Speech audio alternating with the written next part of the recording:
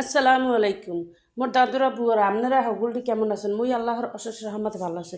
মুই আজকে আবার আপনাদের সামনে একটা ভিডিও লই আইছি বুঝছেন।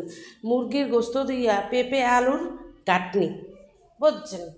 এখন মুই প্রথমে একটু পেঁপেটা সেদ্ধ করে লইছি, একটু হালকা লবণ আর হলুদের গুঁড়ো দিয়ে সেদ্ধ করছি, সেই উড়ি ধুইয়া এখন আবার মুই মনে করেন পরিমাণ মতো পেঁয়াজ দিছি, তেল দিছি, এর মধ্যে কটা উগনা মরিচ ছিটে ছিটে দিছি, এরপর হলদির গুঁড়ি মরিচের গুঁড়ি দিব, এরপর আদা রসুন বাটা দিব, সব কিছু দিব দিয়ে ভালো মতো কষাইয়ে হেপে রান্না বুঝছেন।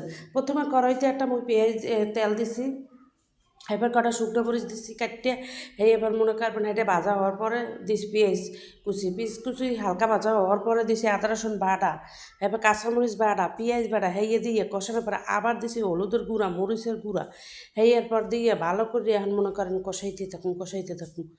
কষানো যখন হয়ে যাবে হেরপর আমি মুরগির গোস্ত দেবো। এখন এর মধ্যে আমাকে লাগে আর একটা কথা কইমি, মোর ভিডিও যদি ভালো লাগে লাইক কমেন্ট শেয়ার করবেন বুঝছেন। এই যে এখন মোর মুরগির মশলাটা কষানো শেষ, এখন মুই মনে করবেন গোস্ত দিয়ে দিতে আসি। গোস্তটা একটু কষানোর পরে আবার একটা আলু কাটিয়ে দিছি, এইটা এখন কষানো অনেকক্ষণ কষাইয়ে মনে করবেন হেয়ার পর রানবো। দেখেন কষাইতে এসি। মোর ভিডিওতে একটা গঠনমূলক কমেন্ট করবেন, লাইক কমেন্ট শেয়ার করবেন বুঝছেন।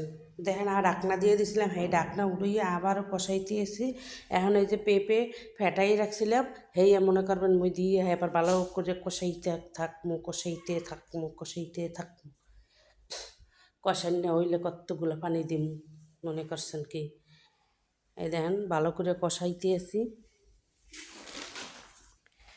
যে প্রায় কষানো শেষ মোর তরকারি। কি যে মজা হইছিলে জানেন না, ইয়ে যদি আপনারা রাঁধেন অনায়াসেই মনে করবেন 2 প্লেট ভাত খাইবেন পেট ভরিয়া। এখানে আবার একটু কষামু, ডাকনা দিয়ে দিমু, ডাকনা উড়িয়ে এখন পানি দিতে আসি। এখানে চড়াই দিতে আসি মোর পেঁপেরা আর আলু